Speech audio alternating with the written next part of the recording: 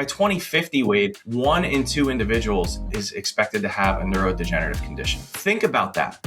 1 in 2 is supposed to suffer from cognitive decline. The numbers continue to stagger and stagger and stagger. And it is more kids are struggling, more adults are burning out, more geriatric patients are going through cognitive decline. Unfortunately, the majority of the care that's out there in the marketplace is geared towards late stage symptom management.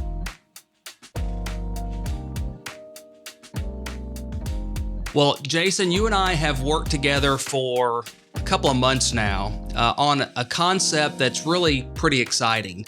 This idea of brain health. Tell me about Brain Restore Centers and what problem with the U.S. health system you are trying to solve for or correct. Sure. Yeah. So it's been an enjoyable couple of months working with you. Let me start there. You've opened up my eyes in a lot of ways, and I'm very thankful for the opportunity to work with you. When we talk about Brain Restore and the impact that we're trying to make, or the problem that we're trying to solve, Wade, in the U.S. healthcare system, I think for us, it starts really with a mission more so than it does a business plan. And so what I mean by that is I've spent the last few years working in orthopedics, working in functional medicine, working in brain health. And what kept bothering myself and my partners is that we kept coming back to every year, the numbers continue to stagger and stagger and stagger. And it is more kids are struggling, more adults are burning out, more geriatric patients are going through cognitive decline. And unfortunately, the majority of the care that's out there in the marketplace is geared towards late stage symptom management. And so we couldn't shake that. And the challenge is that the landscape is such that we're seeing a lot of fragmentation. And when I say fragmentation, what I mean by that is there's a lot of wonderful clinicians and a lot of wonderful clinics doing things that are incredible for patients. But the problem is that they're not synergistic. They're not linked up to one another. And so really what it is for the patient, whether you're a kid struggling, an adult that's burning out, or a geriatric patient going through cognitive decline, is it's a lottery. It's where you live and what you have exposure to. And if you live in a demographic that you have a care solution in your demographic, wonderful. But if you don't, then you might not even know what's out there and what exists. And unfortunately, that's the reality of the situation. So what we're trying to make of that is we're trying to bring a model into most demographics and most major metropolitan areas that can help to standardize some of the rehabilitation and some of the performance training and some of the optimization of brain health, no matter what stage of life you're in. So that's really what we're trying to solve with Brain Restore Centers. I've heard the term brain health, but really it's only been the last 5 years or so. I mean, I've been practicing for 30 years in health law. And of course, neurology is an established discipline, but the concept of brain health seems to be a relatively recent concept. What is brain health, and what can Brain Restore Centers or these types of exercises that you mentioned, what can they do to help the cognitive development? Great question. Yeah. Brain health is really all things that are happening within the brain that allow you to optimize your thinking process, your mental clarity, your emotional and your psychological states, right? Your ability to perform function from what you think, what you perceive, to the action that you take from that perception. And so that being said, unfortunately, there's a lot of disease right now that slows that progression. And depending on where you're at in that stage of your life or what disease you're exposed to, there's a lot of impairment. And so Brain Restore Centers and the protocols that we've designed are essentially the clinical protocols that allow different types of clinicians to standardize into one codified treatment strategy and one codified treatment path that allows us to achieve wonderful outcomes in improving brain health, improving brain performance, getting the outcomes in achieving better quality of life. And an example I'll give you is that we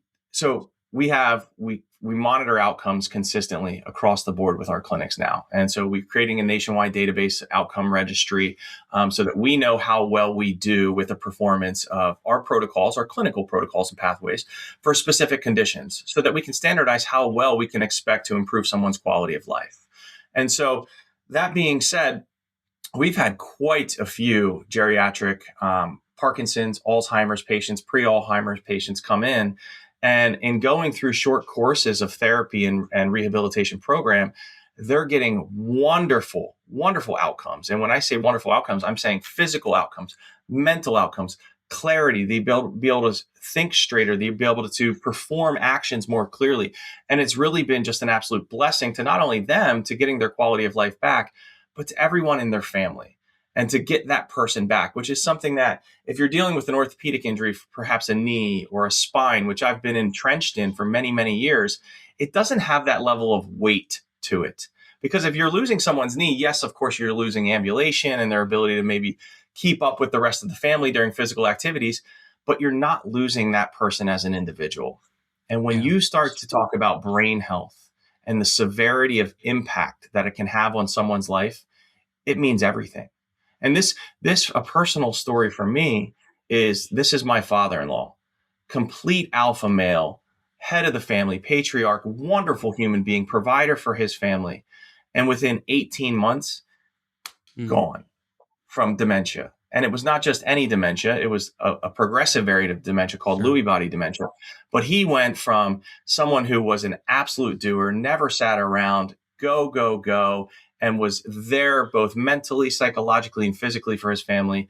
And unfortunately, now he is, for lack of better words, chair bound, can't Yeah. speak, can't act, can't feed himself.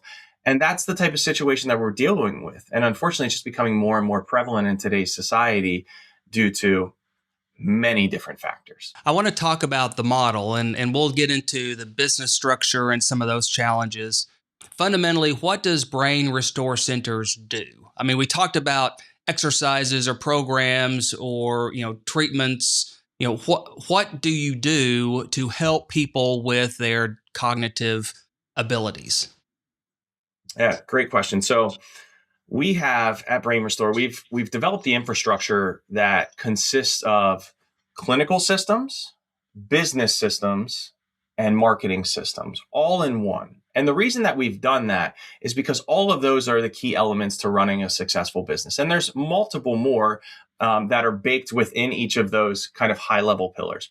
Brain Restore Centers provides let's say front running treatment strategies and a multimodal strategy which stacks modalities and clinical protocols from both a metabolic, neuroenergetics, network resetting, which means the wiring of the brain and how it's connecting and talking to different regions, and hyperoxygenation and a couple other treatment strategies to help biochemically get the best outcome for brain rehabilitation. So clinically, whether a patient is falling into one of three primary tracks, which is neurodegenerative, which is our geriatric population, Mhm. or early stage cognitive decline, or neurodevelopmental, so learning disabilities, focus issues, ADHD, or traumatic brain injury, such as concussion, as an example. Depending on which track they fall into, there's various protocols that are specific to that track in those individuals that are customized for those individuals based on the treatment elements baked into that clinical protocol. Now, with that being said, we also have the standardization of business systems to be able to support that clinic. Because what we don't want to do is, if you've worked with a lot of providers, which you certainly have over the last 30 years, one thing that's very well known in the provider community is how much providers like a shiny object, right? And what we don't want is we don't want wonderful protocols or a wonderful system or a wonderful piece of equipment to get into someone's clinic and it just sits there and it collects dust. And we're not using it to generate the outcomes that we want it to generate. And we're not using it to make the economical impact for the clinic that we're hoping it can.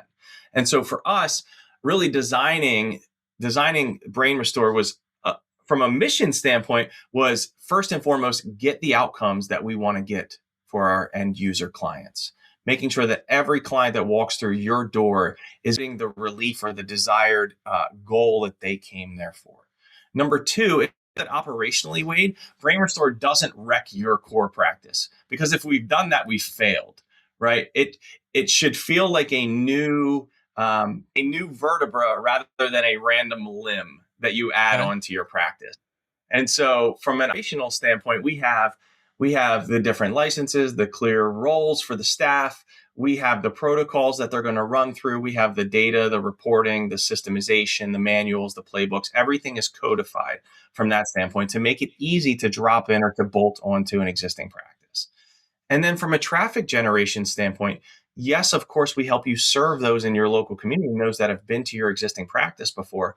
But we also help with a uh, uh, a multiple, let's say, pronged marketing strategy. And so we help to drive patients to your door when we turn the marketing systems on. And this is everything from press releases to digital advertising to radio advertising to local community outbound and engagement. And we handle that at a central HQ layer. So the reason that we do that is because we want to make sure that every one of our partners has a wonderful experience with Brain Restore. That's really important to us.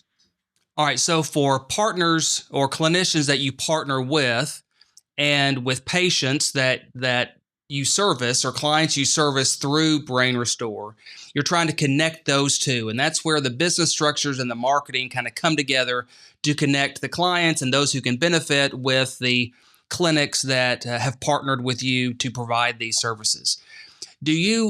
So you can provide services to um, folks with degenerative conditions, and so I'm thinking dementia, Alzheimer's, kind of that in late stage in life.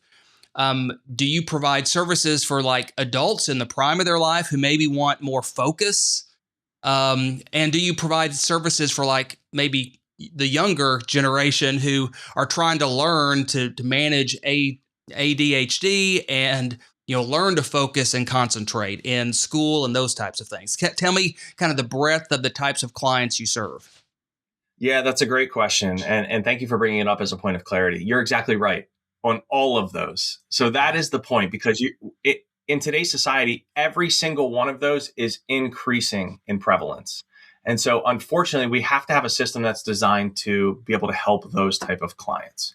And so whether they are a younger, let's say a teenager or an adolescent that's struggling with learning difficulties or focus and attention deficits, or this is someone that's my age, 43 years old, that's struggling with burnout, can't focus, can't get through the day, can't concentrate, doesn't have enough energy left over, consistently fatigued, not sleeping well. We absolutely deal with these. And so we go through a quick assessment to understand what's going on inside their brain and functionally. And then from there, we can develop the treatment plan specific to what their ailment is and what they're dealing with. And so that being said, our two biggest groups are the first two ones you led with, which are the neurodegenerative conditions, because it is so prevalent. By 2050, Wade, 1 in 2 individuals is expected to have a neurodegenerative condition. Think about that. Wow. 1 in 2 is supposed to suffer from cognitive decline. Is that increasing? I mean, is that condition increasing in the U.S. or globally? And if so, what's causing it? I mean, can you answer that? Do we know what's causing it? Can we pinpoint some of the causes? I don't think that we fully know. I think there's multiple factors that are at play here. But yes, to answer your first question, that number is increasing. That number is, if you look at the data from the last 40 to 50 years, it is not only increasing, it is exponentially increasing. And it is like a hockey stick, straight up. And so unfortunately, there needs to be a uniform treatment strategy, or at least improvement strategy to be able to help these clients manage the stresses of life, because the stresses aren't going to go away. They're only going to become more cumbersome and more prevalent for society. I as we're talking, I think there may be a fourth group you can service. Those folks who are at my stage in life in their 50s, who see parents or grandparents who have gone through Alzheimer's and want to take a more proactive approach to kind of strengthening their cognitive ability as they go into those years where they may themselves be susceptible to some type of cognitive I'm glad degeneration. You bring that up. I'm very glad you bring that up, because we're having more awareness now than we've ever had. And so it's our belief that there's still not enough awareness, and there's still not enough of an action plan around it. And you're exactly right. Those who are in our 40s, 50s, early 60s who have parents that have gone through it or are currently going through it, Mhm. you know the severity of these conditions. And so you'll do just about anything to ensure that's not you. Because when you see someone start to go through decline, you don't want that to be you. You don't Or want at that to least be your shore it reality. up and help, slow the process, somehow, Well, stay as sharp as you can be for as long as you can be. And from what you're describing, these exercises and treatment modalities and concepts can be used to improve brain function no matter where you are in your development in your life. you're exactly right. And to take it one step further, what we're developing now, and what you're seeing more over the last 5 years is you're seeing more longevity and biohacking. And I'm sure that you recognize those terms because Mhm. those practices are starting to become, let's say, at the forefront, which we're very excited about. Those are wonderful treatment strategies to help the performance and the rehabilitation of a brain and just the entire human in general. But up until this point, it's been traditional conventional medicine and then longevity. Where Brain Restore fits into that is we're trying to become the community standard for performance and rehabilitation and improvement of quality of life that sits in between longevity biohacking and conventional medicine. And so we Right. work with both sides of the coin and we refer out to both sides of the coin because it's important that we're having one continuum that patients and clients can go to for their desired outcome. It seems to me that you're a chiropractor by training, and there are a lot of chiropractors innately understand the benefit of the services BRC can provide, but they're not the only specialty. I mean, there are other maybe educational folks in education and cognitive development, maybe in counseling, maybe in psychiatry, maybe in neurology, maybe in a lot of disciplines that recognize the importance of brain health. And this model allows them to participate and offer something to their patients or their clients in a way that is structured and supported through, intellectual property and a larger organization in a way that they could not do otherwise. You're exactly right. I am a clinician, but I'm also an operator. And so the way that I look at this, or my obsession is, does this model make sense? Does the math work across specialties? Because I didn't just want it to be for my discipline. I wanted it to be for multiple disciplines. And as such, we have everything from neurosurgeons to chiropractors to psychologists and anything in between running this model now. And they're doing it successfully and they're getting patient outcomes and they're economically adding a key service to their clinic. So it's a win-win-win across the board because through, let's say, bleeding over into multiple specialties, you create more opportunity for impact in that market. So, talk to me about Dr. Trevor Berry. I mean, I know the name, but he's really a pioneer in this area. Tell me about his specialty, what he does with Brain Restore centers, and why and what he brings to the table for your clients and partners. Yeah. First and foremost, he's a wonderful human being. And I'm very thankful and blessed that I have the privilege to work beside him every day. So he is one of our co-founders. He is our chief clinical officer. Dr. Trevor is an absolute wealth of knowledge. He's been on the educational circuit, the speaking circuit, where he does over 20 plus events a year for the last 23 years. He's very, very well known in the industry for being a brain health, I don't want to say guru, but he's known for being an absolute educational, rock solid instructor, but more so, he's also a deliverer of healthcare. So he runs this as an operator in his existing practice in Chandler, Arizona. And so as a result, we have not only real world impact, but we also have educational and research backed impact from the work that he's doing. So we're very thankful that he's on our leadership team.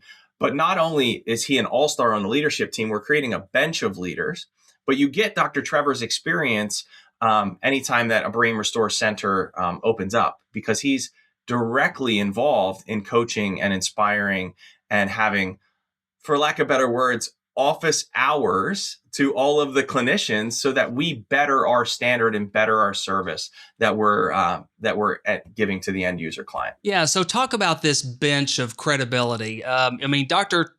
Barry is well known in this area, but Brain Restore Centers is bigger than one clinician. Tell me how you are building clinical credibility with BRC. Yeah.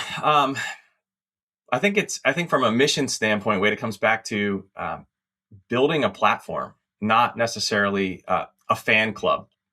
Because if one person leaves, we don't want the mission to be over. And so when we talk about building the bench, we bring in multiple disciplines, MDs, surgeons, chiropractors, functional neurologists. We try to bring in the best of the best so that we have everybody's input on the codified protocols and the training. And it's not just, hey, call this one individual. The brand is not built on one individual. It's really important that we have, let's say, uniformity across the board and that there's multiple people that are involved in the clinical design, the clinical development, and the clinical management. And so in the group, we have our clinical rounds calls every single week where we're discussing cases. So whether it's a case in Dallas, Texas, Philadelphia, Pennsylvania, Seattle, Washington, everybody's coming to the call and we're prepared in their submissions around the different cases that we're reviewing. Not only the workups, the assessments, the plan of cares, but also how do we need to pivot? What do we need to do? What additional can be done? Are there additional referrals to specialists that need to be made?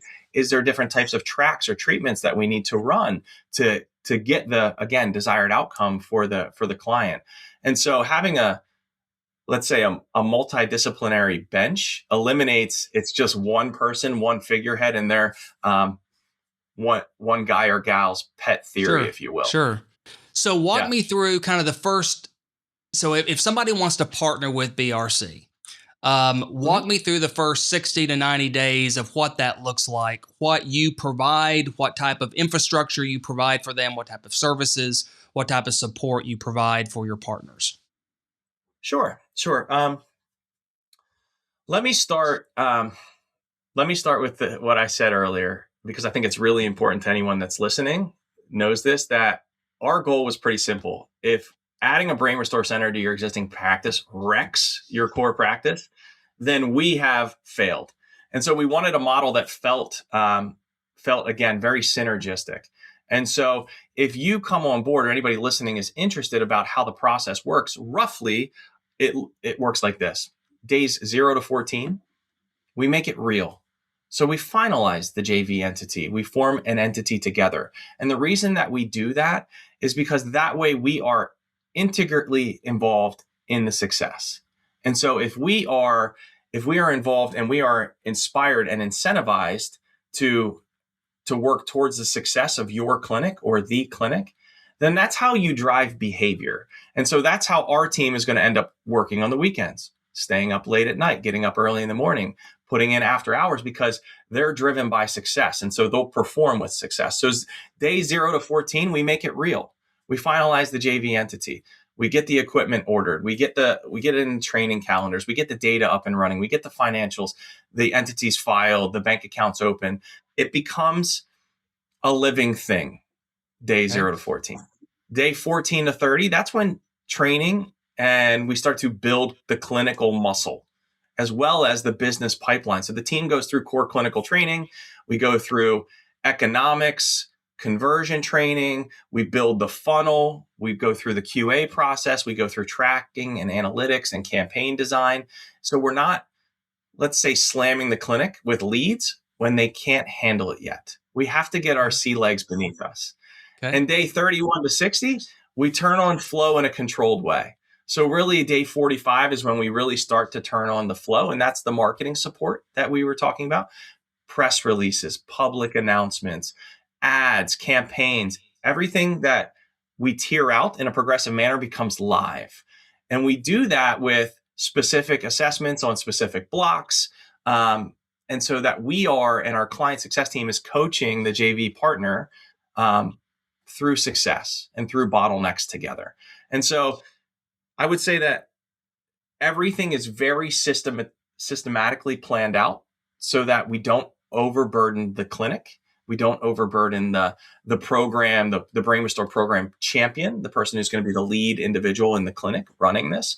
And we do capacity planning up front. So how many Brain Restore clients can that clinic see in a week? What would the labor utilization look like of the Brain Restore technician?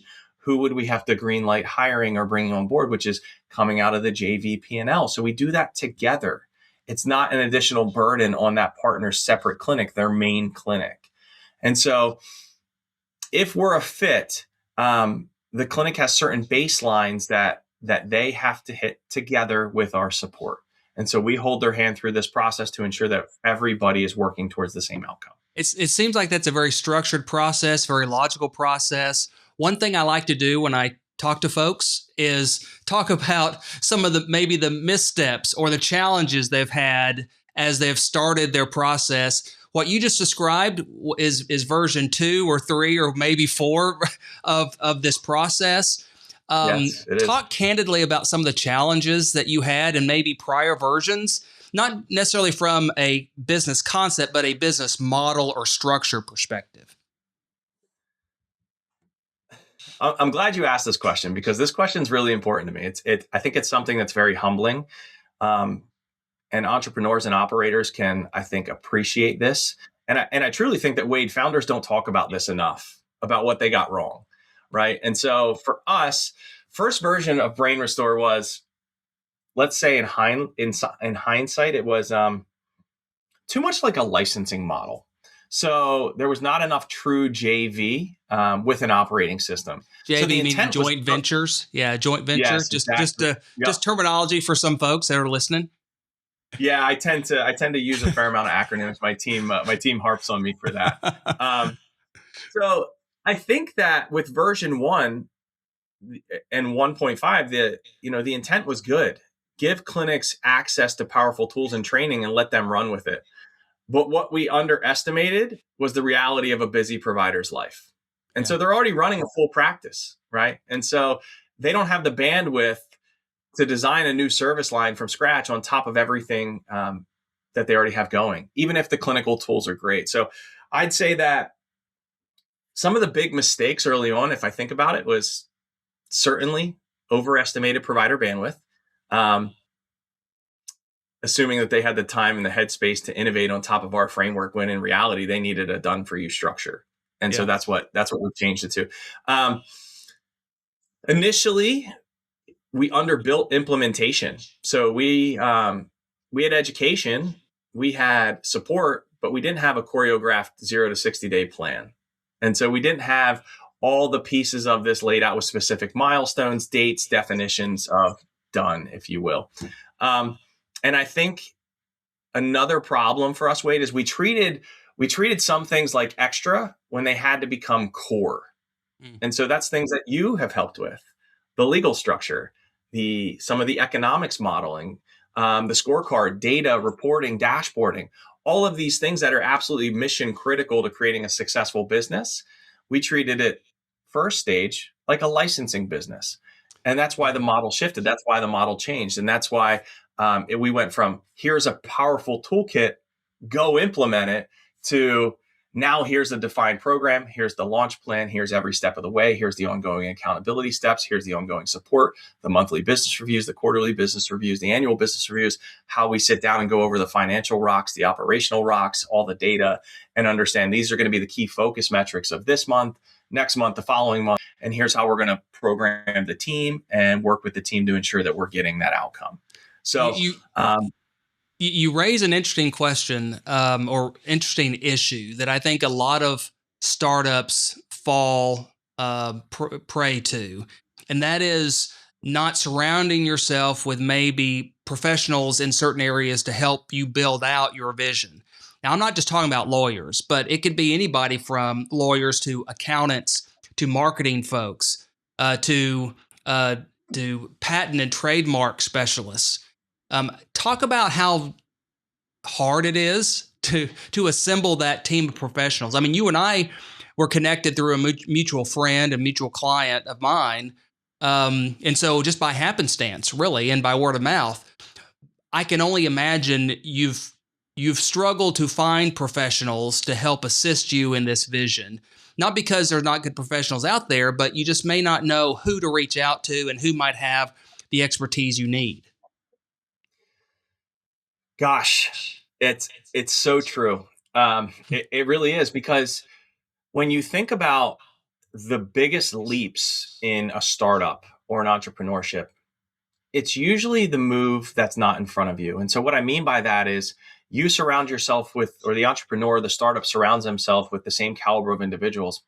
And then they go out and they seek a higher level peer group, coaches, specialists, support teams. And what that opens up to them, Wade, is it opens up the move that's off the chessboard that you didn't even know existed. And so for me, that has happened within the last 6 months, 4 or 5 times, talking to wonderful individuals, much like yourself, and understanding whether this is operating partners, investor readiness partners, attorneys, data specialists, operating specialists. You just surrounding yourselves with higher caliber of individuals allows you to recognize what the best moves are, because you start to open up your understanding of what the moves available to me even are. Whereas before I didn't know that. It's like, I subscribe to, and I've been coached by a team called acquisition.com, which is Alex Hormozzi's team. Some people listening might recognize that name. And he uses this analogy as though, and it just sticks with me because my kids occasionally will play video games, and they get to certain levels in the video game, and they can get to level 3 and they'll beat the boss at level 3. And then they can get to level 4 and they can't get past level 4. They can't beat the boss at level 4. Right. And so what they do is they'll put the game down and they'll go play another game. And to an entrepreneur, that is, hey, I can't get past this ceiling in business, and so I'm just going to go start another business. Mm-hmm. When in reality, they'll work their way up to level 4 in that business, and they still can't beat that boss, right? They can't slay that dragon. Right. And so for me, when I started to surround myself with coaches and peers and individuals that are very highly respected, much like yourself, I started to be able to beat those bosses and raise the caliber of the group and the impact that the group or the startup is able to make. And so maybe for us, maybe that ceiling is not really a ceiling. It's just a perceived ceiling. And if you look at the problem a little bit differently, then you can overcome it. You need that cheat code to use your video game analogy to get above where you thought you were limited. Exactly right. Exactly right. And you don't even know that cheat code exists until until you're introduced to the right individuals. And a lot of times you have to seek that introduction. Let's close by giving, do you have words of advice or insight or encouragement you can offer to folks like you who are looking, they've got an idea and they don't know where to start? What's their next step? Maybe they're afraid of failure. Maybe they just don't know where to turn. Do you have some advice for folks? If you could go back and give Jason Green advice 10 years ago, what would you tell him?